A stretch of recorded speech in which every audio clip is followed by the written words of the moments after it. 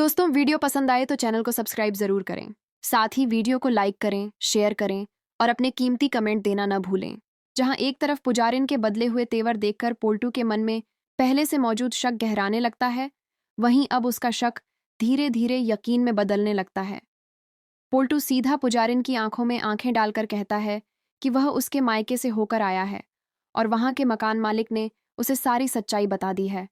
सिर्फ 3 दिन के लिए किराए पर लिया गया घर, नकली शादी का नाटक और बहुत सी अजीब बातें।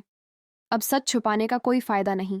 पुजारिन आगे बढ़ते हुए कहती है कि जब आधी सच्चाई सामने आ ही चुकी है तो बाकी भी जान ले।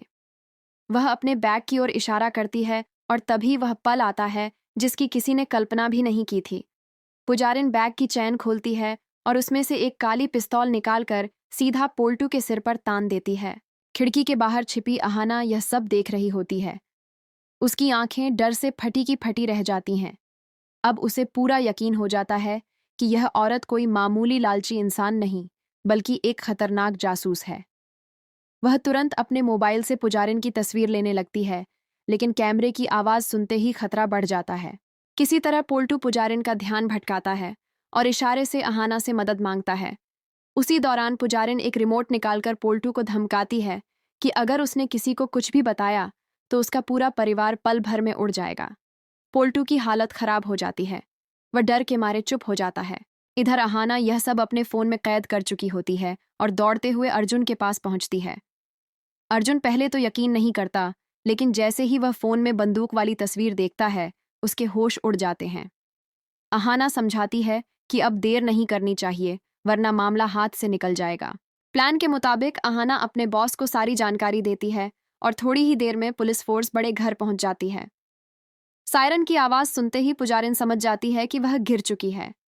घबराहट में वह पोल्टू को ढाल बनाकर हॉल में ले आती है और फिर दुर्गा देवी को बंधक बना लेती है। पूरा परिवार रोता गिड़गिड़ाता रह जाता है। माहौल बेहद तनावपूर्ण हो जाता है और सबको लगता है कि अब पुजारिन जीत जाएगी। लेकिन तभी मंझली बहू, जो हमेशा चुप रहती थी, अपने साहस का परिचय देती है।